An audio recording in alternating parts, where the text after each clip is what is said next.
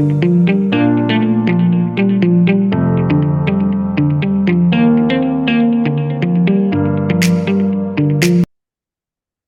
everyone.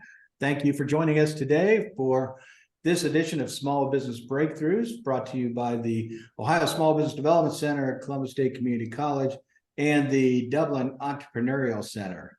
We are excited today to have Rob Kopp joining us.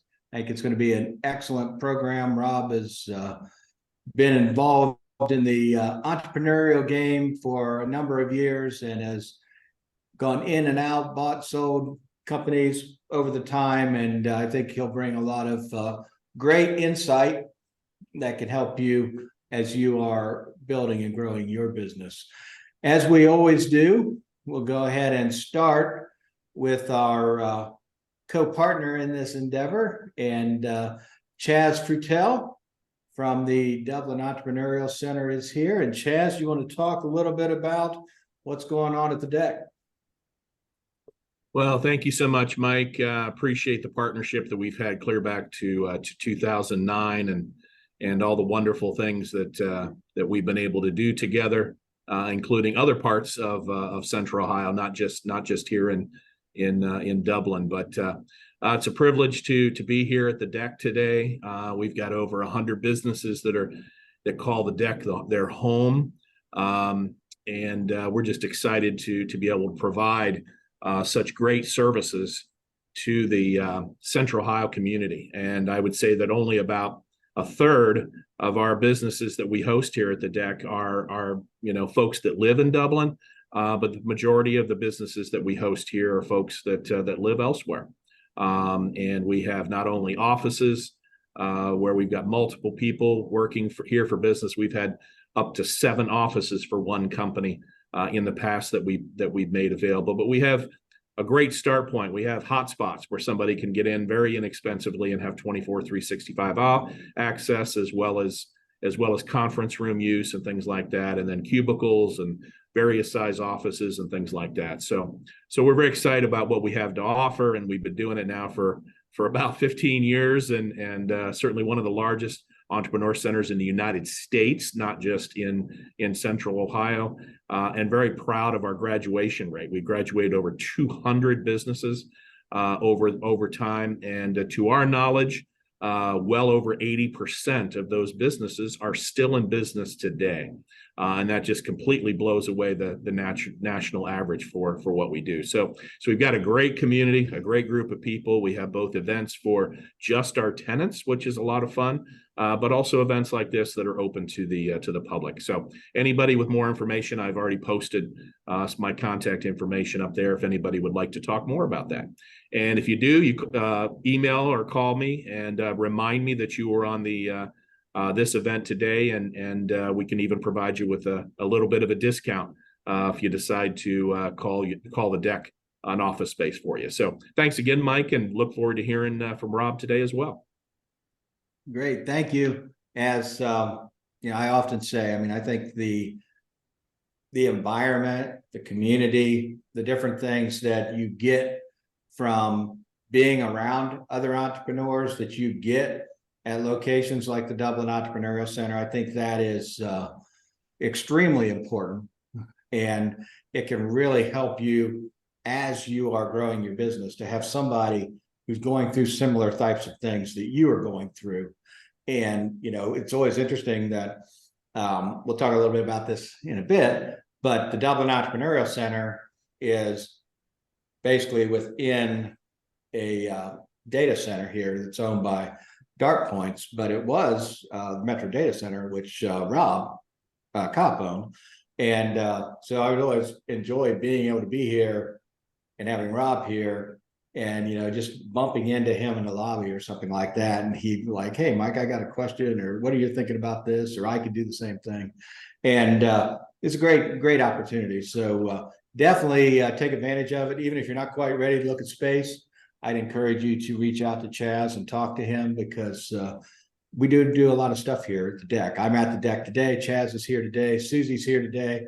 And we've got a lot of stuff going on. So with that, let's move on to our esteemed guest, Rob Kopp. As I said, I've known Rob for a number of years, through the deck here, and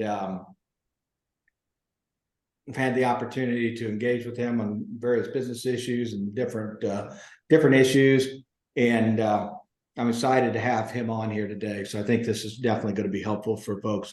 If you have a question, feel free to put it in the chat. I will be watching that. Bruce Walters from our team is going to be watching this also. And if you've got something that you're curious about, feel free to throw it in there, because I've got questions, but we want to be here for you. So whatever we can help you with, let's do that. Rob, thank you for being here today. Well, thank you, Mike. Thanks for inviting me. I love the name Small Business Breakthrough. I was just looking at that, and I'll give you some insights. How many want breakthrough in your business? You could raise your hand. Although I see names, I don't see everybody's face. I see. So it'd be good to participate in this if you can with your face. But the notion is with guess what comes with breakthrough? This word follow through. So follow through always comes with breakthrough. So you can write that on your refrigerator. I guarantee that if you're looking for a breakthrough in your business, right after the breakthrough comes follow through. And I get jazzed about follow through, because Chaz and I talk about this all the time, where you're getting your business started and you think it's going to go one way and it goes another way, and there's always something to do. So I just want to share that with you with the breakthrough thing. But today, look, I'm no one special. I really am not. I'm very grateful for my life and my family, and I met my wife Brenda in 10th grade in high school. We've been married a long time, and I'm almost 65 years old. Believe it or not, I get the white hair happening now, and I've always been a bit of an entrepreneur, and even when I didn't know it, I think I was an entrepreneur, or when I didn't have the guts or to take any kind of risk or anything like that. But there was always this entrepreneurial spirit that I had within me. But I will tell you this in where we're going today. A couple of things that I don't believe there's any Simon Cowell kind of person in business I think there's a lot of advice and there's a lot of wisdom, but the one person that goes, you're going to make it or you're not going to make it, and point them out like Simon Cowell does. I don't believe in that. I think that everybody on this call and beyond has the ability, if you apply yourself and you're willing to take risk and you're willing to work at it, can start a business or be part of a business in a way that is effective. Chaz and I run an organization called Noble, Network of Owners, Business Leaders, and Entrepreneurs. And that's, that kind of covers everybody. You're either an entrepreneur, business owner, or leader. And, we're always trying to just encourage one another in doing that. But when I started off in my career, I was in high school in the 70s. And I was writing software, believe it or not, back when computers were made out of wood. That was a passion I had. And there were like 13 of us, Mike, that were chosen in the high school I was in. And there was a company called NCR. How many remember National Cash Register, NCR? That they were in Dayton, Ohio. They volunteered donated a pretty large computer system back then. I mean, it was big to the school. And 13 of us were chosen to kind of go down this route where we were I would call it vocational, where we were going to write code and learn accounting, learn how to type, all the stuff that kind of comes around, learn how to use punch card machines, that stuff. And I mean, I really got a passion for it back then. I was like, this is something I want to do. So I was very fortunate in regard to grabbing onto something that really stuck with me. I mean, all of us probably have something that's been sticky, but technology has always been sticky with me. It's always been one of those things. I'm kind of geeky when it comes to it, but not super geeky. But software in and of itself was my avenue to get started.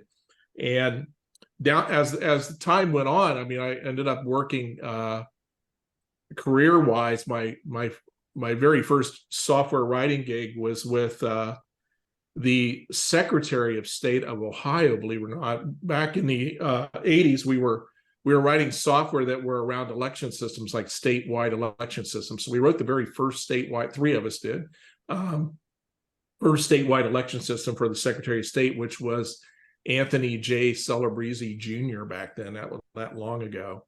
And what I would do back then is I would bounce. Like I feel like I could stay somewhere a couple of years and then I'd get bored and I'd have to move, and that's just the way I was wired. And so I moved over to another company called the Ohio Company that was really into the stock market, stock exchange, and doing trading. And so I got my teeth wet in the finance market and writing software for the Ohio Company around finance, and finance has stuck with me ever since. So I've got this, if I had a different life to lead, it'd probably be more around finance and accounting and that kind of stuff. But I dabble in a lot. So, but that was an area it came because of writing software in that area.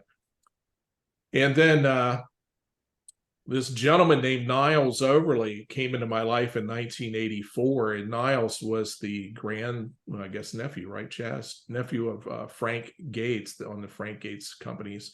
And it was more around workers' compensation and claims management, risk management. And so in 1984, I started working with Niles in the company, and later on had met Chaz Frutel. Chaz and I had met in that same organization. He ran a whole different section than I was in, but started writing software in that field, and then advanced throughout the company. And long story short, we advanced it to the point we developed, I developed a software company out of it. And then we started selling software to Microsoft and other, we had 70-some thousand seats at Microsoft alone, nationally. So we took our software and branched it out. Why just use it for yourself, when you could sell it to other people? So that's kind of the way we looked at it. So we branched out into that software field. And then, from there, that company turned into Visual Risk Solutions and a few other companies that were associated with it. Some of you may have heard of CareWorks. There were about 6 of us that started that company. So from a serial entrepreneur stage, there's these, I call it this baton that just keeps being passed from company to company to build. And the interesting thing about building those particular companies, although I was a big part of it and somewhat of a visionary in regard to some of it, I didn't own it.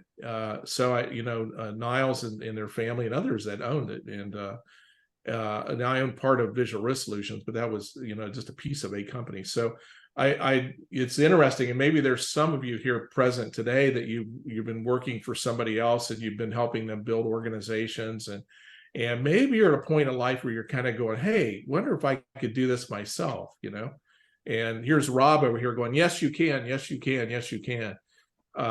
You can do that, and therein lies some of the, the newer company that Mike had mentioned, Metro Data Center, which I started in Dublin. But I'd be remiss, and I had this on my mind today. Mike, you asked me to, what kind of got me started in this thing.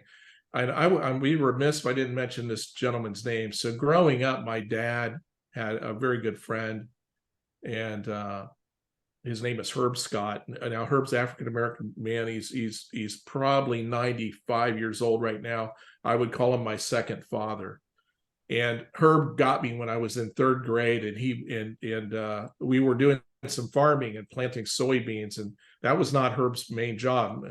Herb owned insurance companies and did all, he was a very entrepreneurial person, but he wanted to teach me how to farm and soybeans. So in 3rd grade, if you could imagine, I'm running a tractor. I couldn't even sit on the seat. I'm running a tractor and farming. And Herb, was with me, and my dad was there too, but Herb was there every single day. And he's like, I'm going to teach you how to plant soybeans, Rob. And I'm talking a 3rd grader, But later on in life, Herb was that guy. And I hope all of you have that person in your life, because Herb was that guy. He's like, Rob, you're pretty good at writing software. Why don't you do this on your own? And Chaz, I know we're around these people all the time with Noble that are like this. And it's the notion of going, I had somebody in my life, Herb Scott, who was always encouraging me to go out on my own and do it. It just took some guts finally to be able to do it. But I still remember those days when Herb's like, Rob, you need to go. You need to do it. You need to do it. You need to do it. And I would imagine, looking at some faces here on the screen today, that you would have a Herb Scott in your life, so to speak, somebody pushing you on, so I would take note of that, and at least in this fourth quarter of 2023 where we're at, take note of this fourth quarter and say, I'm gonna call that to mind, and use that to my advantage, because I see people smiling right now. Those are good memories and good thoughts. But without Herb in my life, I don't know that I would have actually made that branch. I think, I was listening to that little small voice of him, some years later saying to do it, and off we went, Mike. So. Yeah, no, that's great. What's interesting to me about your story, and we want to dig in a little bit more, but what I'd like you to talk a little bit about is, so you started the Metro Data Center. This was like 10 years ago, something like that, maybe even more.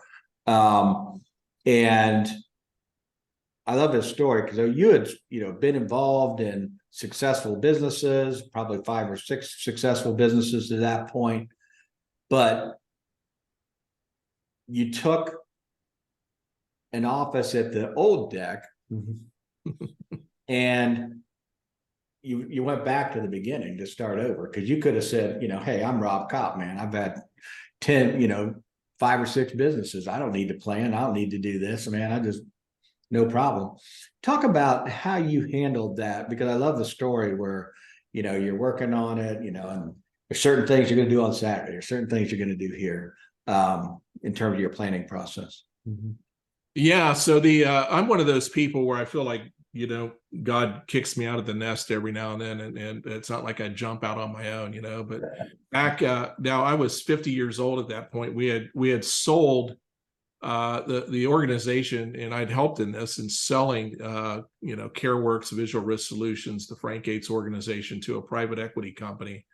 Looking back on it, it was the godsend, because then I got to learn what it was like to engage with private equity and be part of a merger acquisition model that stuck with me ever since. Okay, so, and I don't know how many of you have been involved in one of those, or will be, or could be involved in one of those, but I'm seeing it happen more and more and more these days.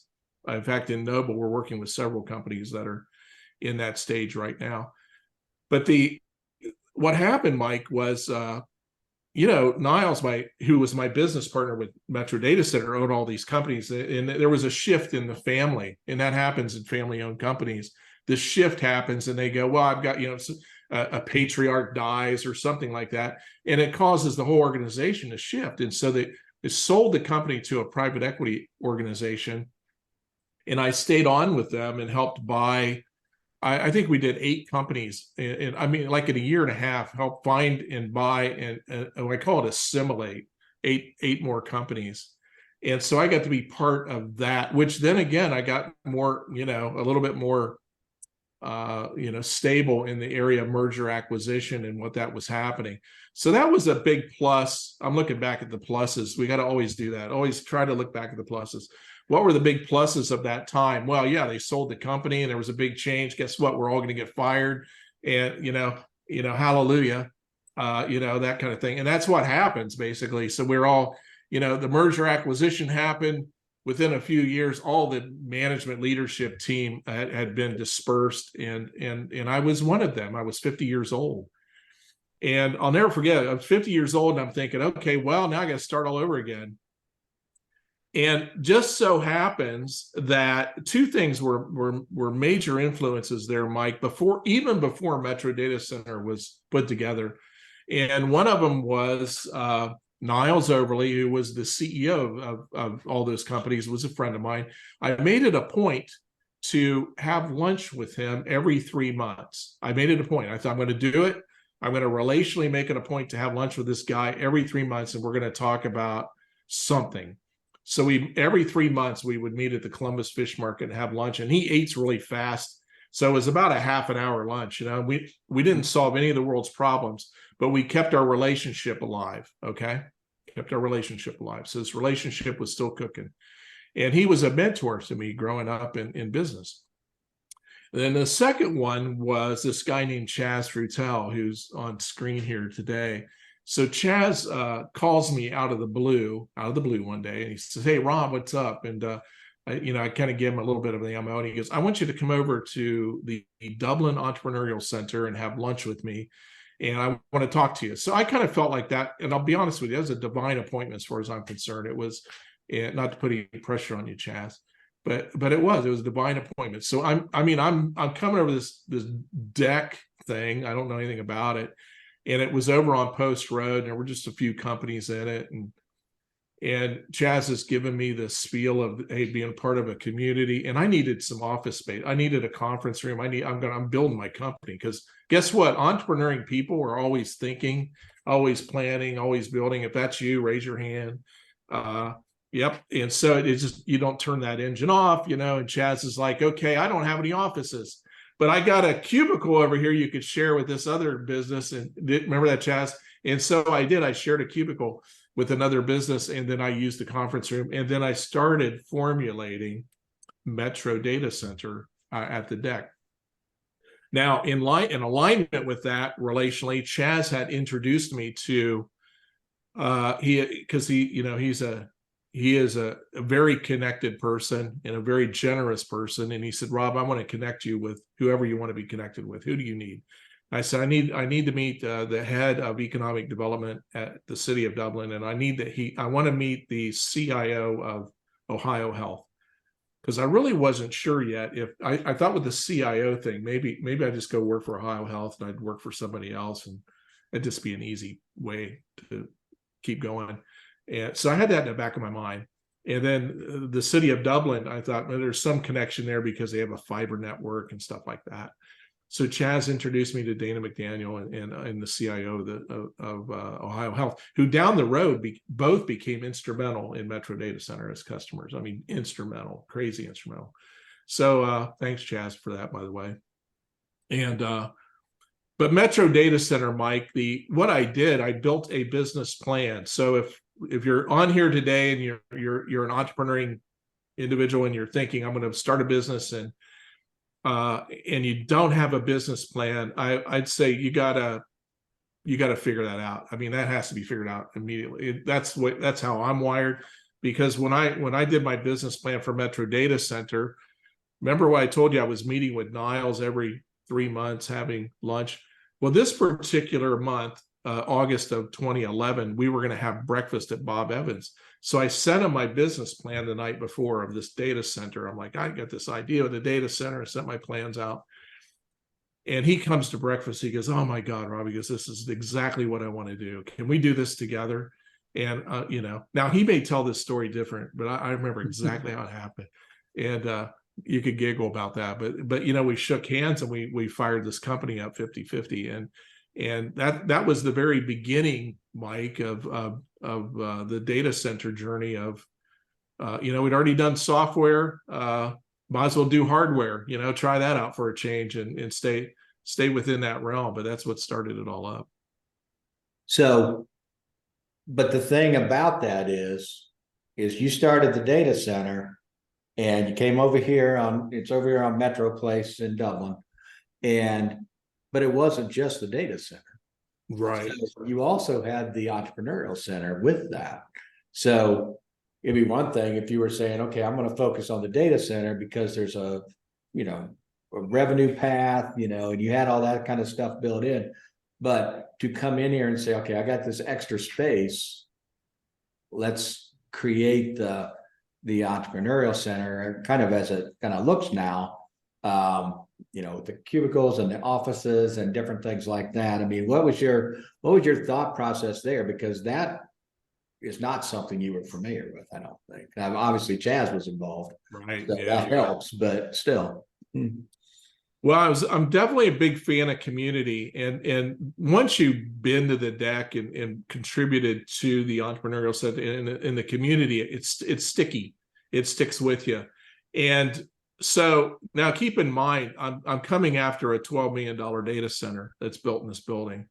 And so from a business standpoint, I need $12 million, so it's not like, this is not a $50 thing, or whatever. I mean, my prayers were gigantic at that time, like crazy, like I'm really stretching out here. But you know what? The space around the data center is around 10,000 square feet or so, give or take. But the space around it was 30,000 square feet. So in comes Chaz Frutel, right? And so Chaz and I are meeting and talking, and there's already exists the Dublin Entrepreneurial Center, but this other thing did not exist, and it's called Tech Deck, which what we thought, let's just focus on tech companies. And tech companies like data centers, right? And remember that commercial, who got your chocolate, my peanut butter, and it became a Reese cup? Remember that? So I mean, you're thinking like that, right? So I got this office space. What am I going to do with it? And Chaz has this vision for the deck. I mean, a strong vision for the deck, and he's done it. And so we went to Dana McDaniel, who's running the economic development at the time for the city of Dublin, and said, Dana, like, we want to start this thing called Tech Deck, or tech companies. And he's a handshake leader. I mean, he's a handshake person. So he throws his hand out, shakes, and says, go do it. And I think Chaz, he might have sponsored like one conference room or something at the time, but you have to imagine my lease payment on that space, because I wanted the data center, was $60,000 a month. So it was like when I took it, I had to take it all, the whole space, because I wanted that data center.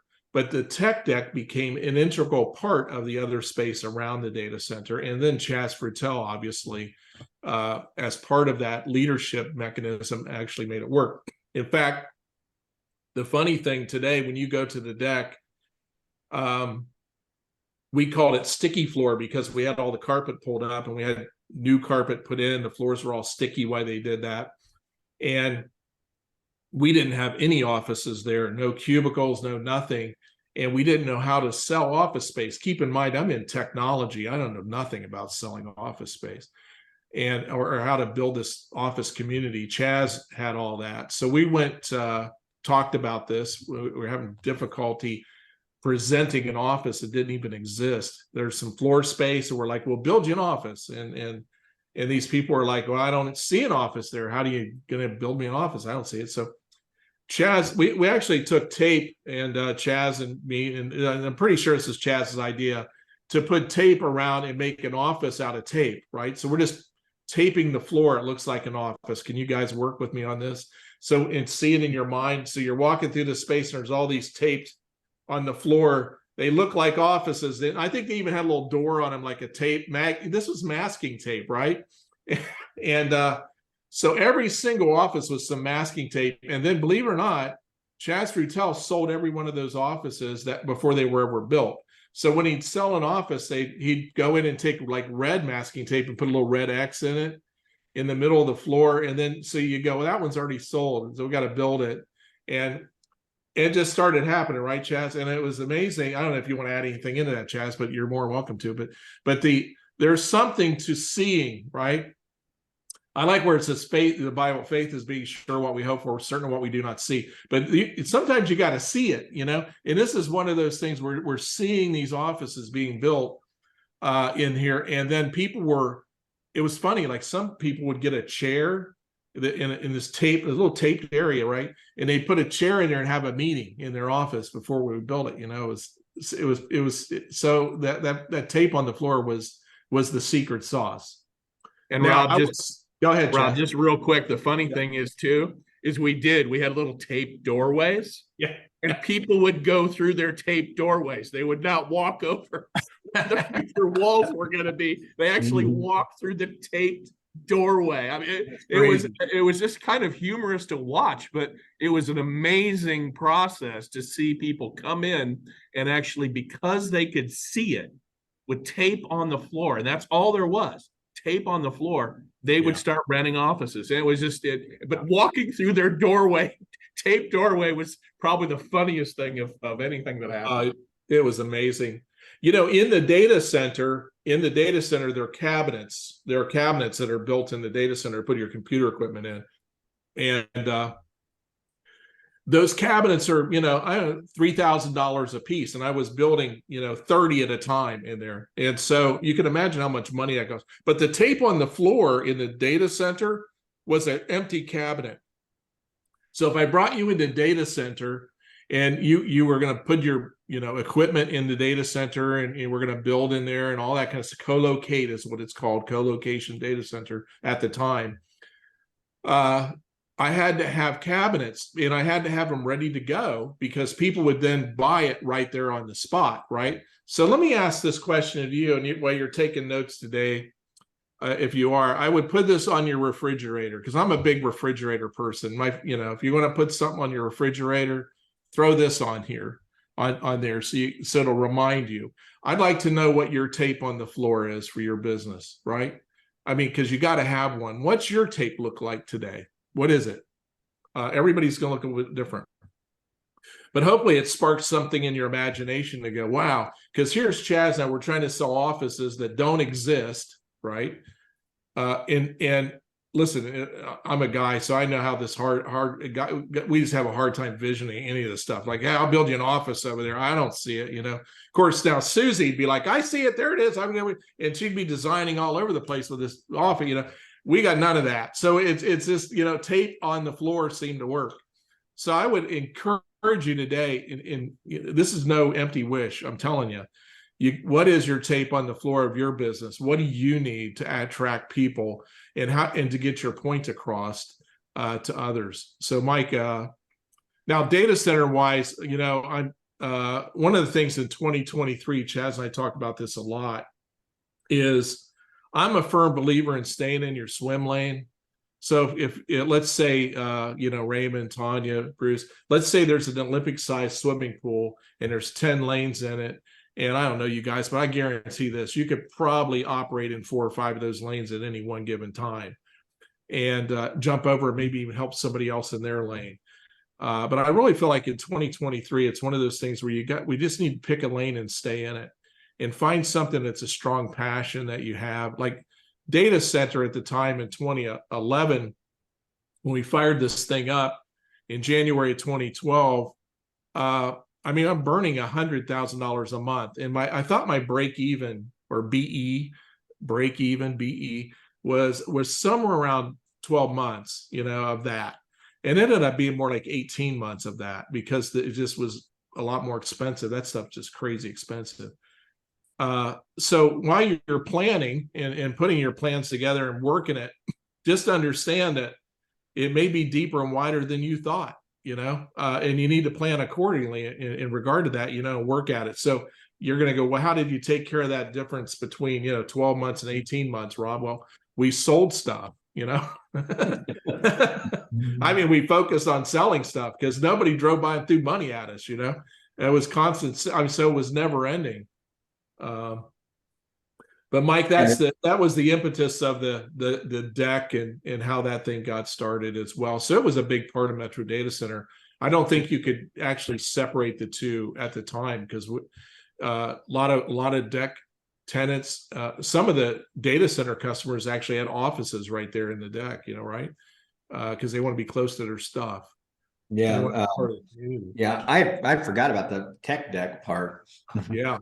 And that was here before we moved the entire thing over here. So yeah, I forgot about that. I don't know if you told me the story.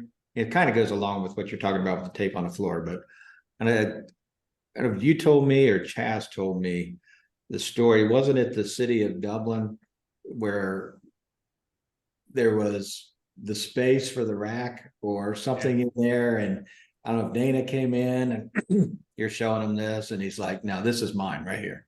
Oh yeah, I love telling that story. So have you guys ever had an idea that you were trying to get somebody else to, you know, grab onto and you know, kind of join with you, particularly a customer, you know?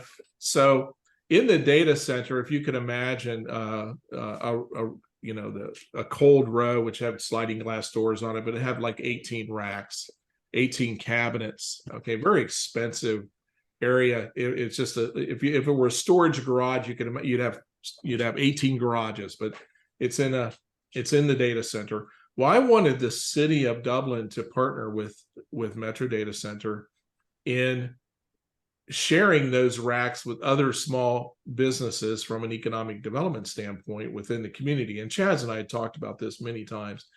And so what I did, because the city would come in and do tours in the data center and in the deck. Whenever they were in the deck, Chaz would let me know, and I would try to get them in the data center. And we would always just try. Tours were wonderful. We loved tours. And you could ask Chaz, they're probably tours never end, right? And you had to be on your guard because somebody could come in and want a tour for no reason at all. And I'd stop everything I'm doing to give them a tour of the data center if I had to, because you never knew when you were going to sell something. So I didn't mind being interrupted. But what I did, if you can imagine these sliding glass doors where the rows were at, I got a big logo of the city of Dublin, great big one that was sticky. And whenever they came in, I would stick it on that glass. It'd say city of Dublin, like they owned it, Of course they didn't own it. I owned it. But it looked like they owned it because it had their name on it, right? And so one time, I remember Dana, God bless him, he's a wonderful individual. I love him like crazy. He came in and he was doing a tour, and he actually walked over and he saw his logo on there. He goes, and that's ours right there. And when he said that, I have this theory, it comes from your mind, how many inches it is from here to here, that when it comes out your mouth, it really only has to go to your heart to make it happen. So it goes from here to here to here. As soon as it came out of his mouth, like, that's our rack, that's our cabinet over there, I thought, wow, we're going to partner up with them. And we did. We ended up partnering up with them on, I think there were like 36 of those cabinets that we did that with. And they helped sponsor those for small businesses for a year. And I had sold all 36 of them to small businesses. And then I sold them on a 36-month contract. So after the sponsorship ended, rightfully so, it should have, we kept them on as customers for the duration. So it was a win-win for all of us. But I think, Mike, that came out of probably strategizing with Chaz in the deck on that whole thing. Is just like, how can we be part of economic development as a data center, like they are part of the deck, and how can we use the data center to help further small businesses? Yeah, and the great thing about that is that I think a lot of times when organizations or whatever want to go work with, public entities, with the government or something, it's kind of like, hey, government, give me something. We get all kinds of people coming in, I'm looking for grants, or I'm looking for this or that. Sure. Versus really trying to create this win-win kind of solution like you did with Dublin. And now you talked about Dana McDaniel. I mean, Dana is a visionary, and that's what's great, because I remember going into the previous deck, the original one over on Post Road, when it was not ready, and there was holes in the wall and all this stuff, but he was able to say, hey, this and this and this, we're going to do this. So that was great. So when you alluded to this, let's talk a little bit more for the folks that are on here. How did you track your numbers? So, all the revenue and expenses, and know exactly where you are. I mean, is this something you looked at daily, or, you have people doing stuff? Or how did you handle that so that you knew where you were and what you needed, and when you sold something, what that meant to what you were doing? Oh, yeah, that's a great question, Mike. And if you're on the line today and you're looking in and you're saying, well, I don't really keep track of that well, or whatever, this is an area that you have to do it. You have to do it. Chaz and I talk about this frequently with companies. So I call it the Friday meeting. So basically, I've got a finance accounting background. I'm pretty good at that. My business partner, Niles Overly, was a CPA and an attorney, and he worked on the boards of some large companies like that I'm talking like $40 billion company. He was on the board of doing their finance of that. So he had these very high expectations that our finances would be kept in order, and I'm a believer in that. In fact, we in the data center, we projected our revenue, our ROI, at a cost per square inch of the data center, not even square foot. So if you can imagine, because data center, every little bit of space in the data center is very valuable. And so, Mike, what I would do is, and I did it myself for the first couple years, all of the bookkeeping, all the accounting, although I had Ray and Associates as a financial back, tax and all the other parts of that regard. So we had financial advisor looking over our shoulder and everything, but I used QuickBooks, believe it or not. QuickBooks is an easy tool to learn how to use. If you don't have an accounting system today and you're using a piece of paper or a spreadsheet or something, I want to encourage you to get help in that area, because this is imperative. In fact, if you ever got to the point where you wanted to get to the next level in your company, or even think about selling your company, all your finances have to be tidied. You'd have to have a balance sheet, a P&L, income statement. All these things need to happen. And I would tell you to get help in that. And by the way, if there's any advice you need from me or through Noble, let me know. But the notion is this has to happen. So I would do all that. And then eventually what happened is we hired a bookkeeper, Mike, and then her name was Nancy. She was very, very, very good, came out of Ray and Associates. And then she would do, receivables, and we actually did ACHs on money. So we had hundreds of customers that we would use an ACH model so we could actually pull the money out of their checkbook and feed these receivables. But I want to give you another really piece of secret sauce that we talk about all the time. And Niles and I would have this meeting, and we call it the Friday meeting, Mike. And I'd encourage everybody here to consider having a Friday meeting on whatever day of the week you're going to do it. And the Friday meeting is, we would bring up finances. We'd bring up the AR aging. We'd look and see who owed us money. We would look and see how much money we had in the bank. We would talk about our pipeline. And even though I was running the business and he was a financial helper, mentor, it did not do that. It was still part of his role to work through that with me. So we would absolutely dive in this and it was uncomfortable. I mean, I be honest with you, it was uncomfortable Friday meetings. And we didn't even talk about our kids or anything until the meeting was over. Then it's like, hey, how's your kids? How's your family? Let's go to lunch. And so, I mean, Friday meetings, we're going to dig in and we're going to go through finances. If you're not doing that today, I would encourage you to absolutely consider doing that. I mean, absolutely digging into the financial picture of your business every week, not once a month or once every couple months, or just let it drag. I would absolutely make it a pattern where you're digging in and trying to understand. And I will tell you, Mike, it paid off. I mean, we were growing the company exponentially each year, and thanks to Jim Hayes and other people that are part of that. But I will tell you, it didn't mean that we could slack off on any of those financial questions, that came up. And so, if anybody needs advice in that area, I'm willing to pop it out there. But I will tell you, in the area of finance, Mike, you hit the juggernaut there. That's a place where a lot of people slip in their business because they don't know or consider the importance of. And it's not just the pipeline on part of the pipeline on marketing and sales is piece of it, but the bigger part is who owes us money, how are we collecting money, how are we doing contracts, who's up next, how much money did we spend, why did we buy that? Because we were in the IT department. There was nothing cheap there. Every time in fact, our CTO, when we were starting it up, we called him $10,000 Jim, because everything was 10 grand.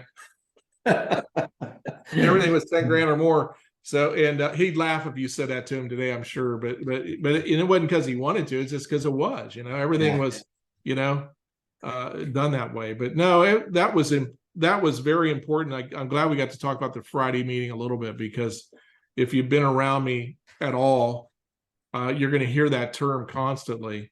And by the way, if you're in the point of starting a business right now and you're working somewhere else and you're doing that, a very good friend of mine, Bob Dorsey, who owns a very large consultative company, does a lot of government contracts. He met with me one day, and we still meet to this day, but he asked me when I was doing Metro Data Center, he goes, Rob, what are you doing on Saturdays? And I said, well, Bob, I'm getting up in the morning and I'm going to go hang out. Maybe I'll play golf or whatever. He goes, no, from now on Saturdays, you're going to work on Metro Data Center. And so I throw that on the table too, to say, if you're firing up a new company and you got some ideas, what are you doing on Saturday?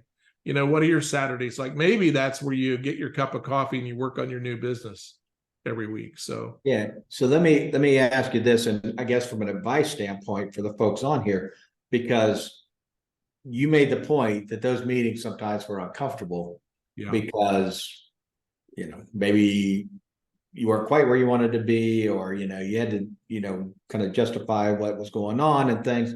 But some of those folks, you know, they may not have a partner, or they may not have something. So you talked and also about, you know, people that have helped you along the way, different things like that. But for folks that are on here, I mean, what are your thoughts about connecting with advisors? So if you're a single person business, maybe if you have employees or whatever, but you're still the owner, does it make sense to kind of have an advisor that you can actually have these kind of meetings with, be able to get honest feedback from somebody who really isn't an employee or something like that? What are your thoughts there? Well, you know what, Mike, I think you know, it's absolutely right on. So everybody on this call, including me, needs advice. Everyone, if you feel like you don't, then you really probably got to humble yourself a little bit in that area and go, no, I need advice. In fact, most people I'd say on this call need advice, but are afraid or don't know how to ask for help, right? And so the notion is, I need help. You know, I know Chaz, I could call him in a moment. He'd be there. Susie, I have people around me, Niles, others that are around me, I could call and get help and get advice from.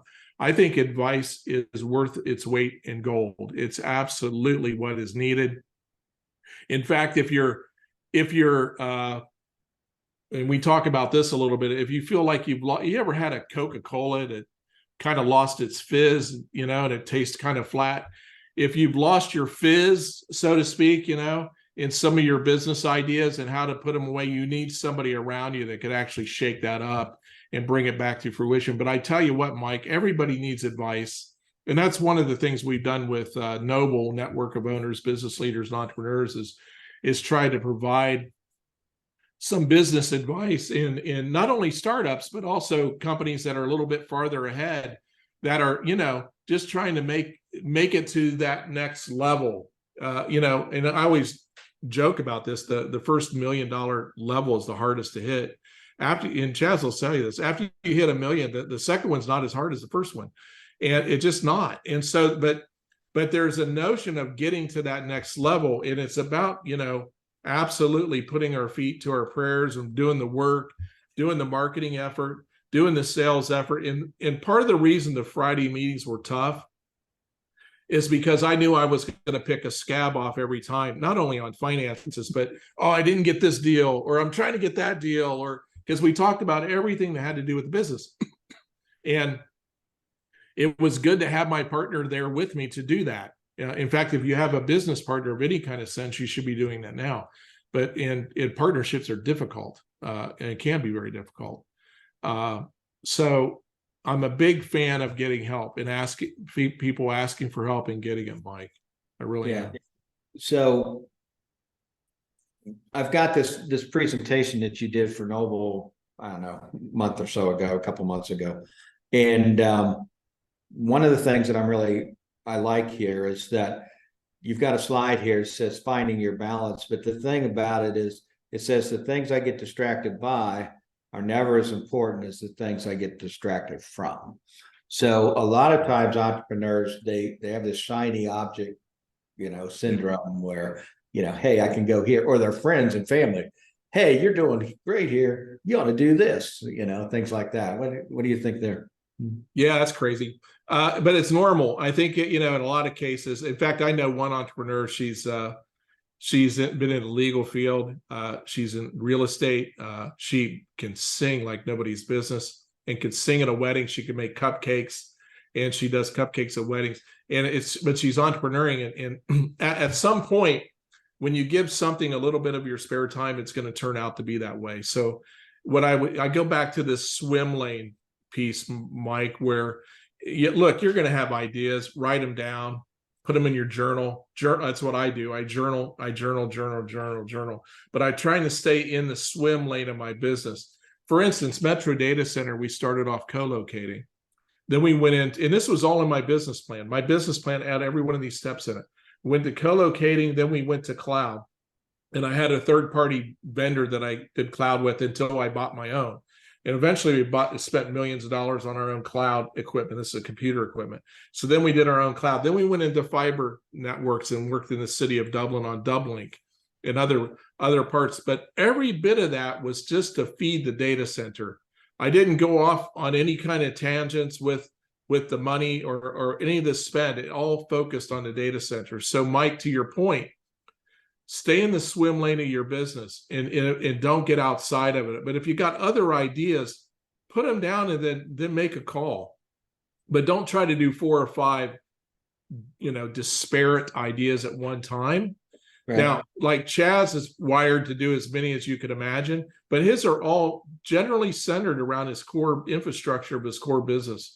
Right. And he'll tell you the same thing, and that is, you want to stay on track with where you're at, but you're going to have ideas. It's going to happen.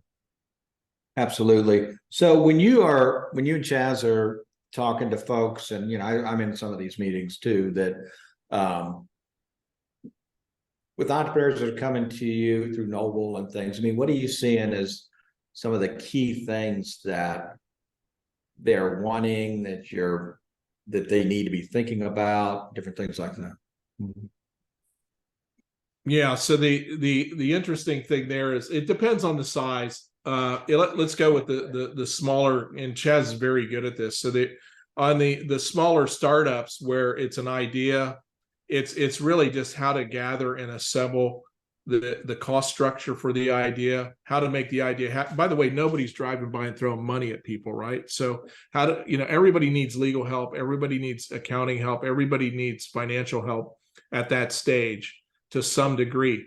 Metro Data Center, Mike, I presented our business plan with Niles to Fifth Third Bank. The high-end executive team at Fifth Third, and it was funny, they loved the business plan, but the first thing out of their mouth was, well, do you own your house? Now, you know what that means, right? Yeah.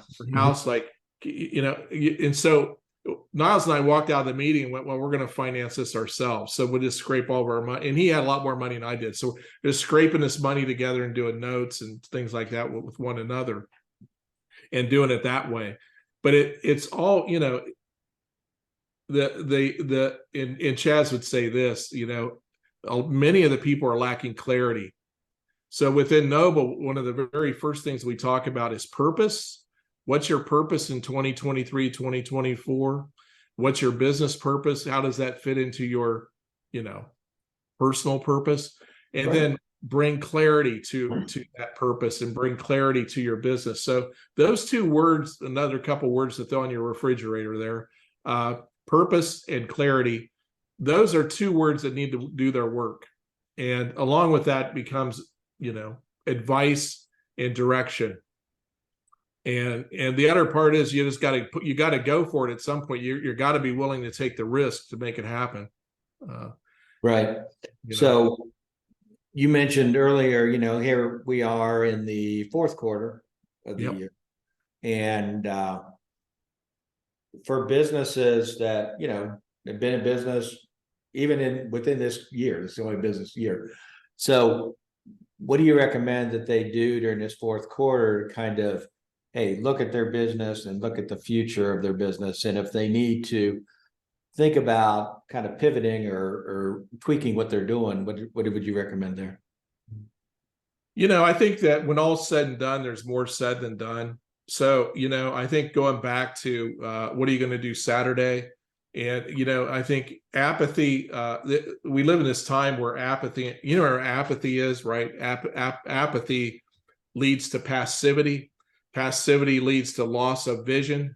So apathy, remember, que sera, whatever will be. Passivity is like, I don't want to do it. I'll give it to Sherry, let her do it, And so I feel like, we got to shun that off. We've got to get rid of the apathy and passivity and get clarity around our vision. The year is not up yet. We're in October. We're almost into November. And I'd say, what are you going to do? Because we started Metro Data Center, the discussion of it at that year in 2011, we were in June discussing it, put the plan together. I did the LLC on the business in October of 11, and we fired the company up in December of 11, went into 12. So this is like game on, right? I remember sitting in the conference room right there where we're next to where Susie's at right now in a lawn chair. There were no furniture, no nothing. And lawn chair, Niles and I looked at each other and went, man, what did we just do? So I mean, you got to have these aha moments and go for it. But business, like all the normal stuff, advice, business plan, guidance, direction. Entrepreneurs are willing to take risk in the right sense of the matter, right? And but I'd also say at some point you got to put your feet to your prayers. You really got to go at it. And I think in 2023, we started Metro Data Center in the remember the recession of what was it, 2008? Yeah. I mean, even back then there were a lot of people that weren't going to start a business because they thought the world was going to crash. And we're like, nah, we're going to go forward. I would say we're in another stage of that now where I wouldn't hold back. I would march forward, You had a great point that, here it is, late October, we're going to be in November next week. I think a lot of times folks get into this mode of, I got another couple months or, I got a month and a half or whatever. Let me start really thinking about 24, which you need to do, but they forget about the rest of 23. It's like you said, I mean, finish the year, go out strong. People still need stuff. And depending on who you're going with, they may have money now that they're not going to have next year. Hallelujah. People buy stuff this time of year, I mean, like crazy, right? We all do. And so if you got a business going, I had a guy, I'm not going to deepen that, but I will tell you that if you believe that nobody buys anything in November or December, you're absolutely wrong. Take it from me today. You're absolutely wrong. Everybody will buy. So come up with an idea that would sell your customers to spend money in November, December. We always gave stuff away. We would sell like fiber for half off or internet, or we would give a free month on we always did kind of year-end stuff to get people stirred up. And it was always a big push for us. And we always did really good. In fact, Chaz will tell you that even at the Entrepreneurial Center, there will be people there starting a new business in November, December, right, Chaz? They will come in and there'll be people that'll need an office. And it's not like it ever stops, Mike. I think the key is that hopefully I can motivate some people today to go, hey, take your dreams farther, take your vision farther, get some clarity, ask for help, take the foundational things that need to happen to the highest degree in your business, get advice. I love the fact, Mike, you're doing this, and this is this is a passion that you have in regard to helping businesses. It's not just something you do. Jump into Mike's space as much as you can. I mean, I'd be all over this. And in fact, I'm jazzed. Let's look at the faces here today of people that are either thinking about doing this or doing it now and want to further their advancement. So, more power to you. Great. So I have two questions. One is probably easy. So when are we going to get the Rob Kopp book? When are you going to give a carry and write this book? Yeah, maybe someday. That's funny. Yeah, in fact, I'm trying to get Niles, Chaz will laugh this, Niles to write a book, and so we're working on that right now. And But you know what? I'm very fortunate that I get to partner up with Chaz, with Noble, and work with Susie and others in regard to that. And so that's my passion right now, Mike, and in working with businesses. And I do business consulting and stuff, and it's a very peaceful path right now. I really enjoy it. Yeah, great. Well, we appreciate everything that you're sharing, and I know that you actually are sharing beyond, what we're doing here. You are working with businesses, you're working with individuals to help them grow their business, grow themselves too. So last question, real quickly, kind of what, I know you don't know everybody that's on here, but what's kind of one piece of advice that you would give somebody that they should do like this week? If they have a business, what should they do this week? It could be like reaching out to your, advisor or something. What would you recommend is one thing maybe they ought to jump on? That's a great question. I mean, everybody's in a little bit different spot, Right. But I would say this, I'm going to go back to ask for help, because I feel like there's a need for one another to advance the business in a way that's really substantial for 2024. And I would say get some advice, get some help. Don't be too shy to ask for some advice, and a lot of times advice is free and in regard to that. But I guess the other part of it is, let's go do it. This sounds almost too good to be true, but you know what, you go day by day by day by day and keep pressing in and keep doing it and keep going at it. And but Chaz and I and so we meet with people all the time that are these different phases of business. In fact, I'll say this, Mike, one company we're meeting with is a rather large company. So you go, once you crest $1 million, $2 million, you feel like they're really at a plateau to go, how do I get this thing? They're like, I'm tired. I don't even know how to get this thing any farther. So it doesn't matter if you're making $1 or $1 million. It's the advice is going, well, how do we lighten the load?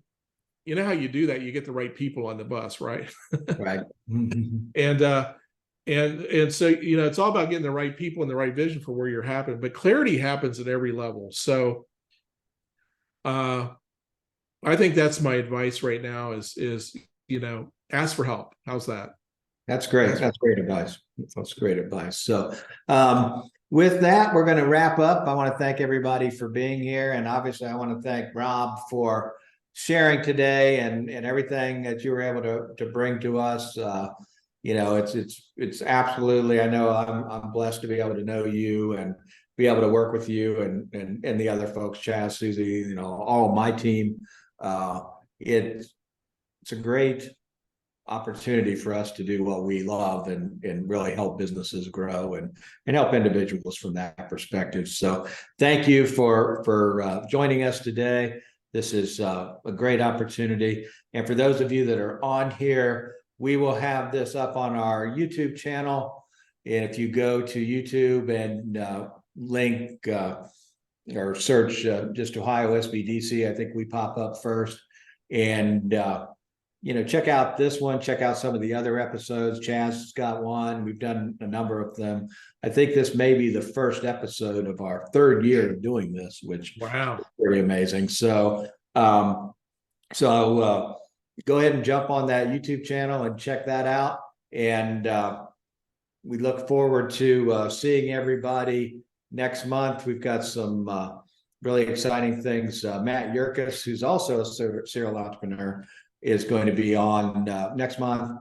And we look forward to seeing everyone again very soon on Small Business Breakthroughs. Thanks a lot. You guys have a great day.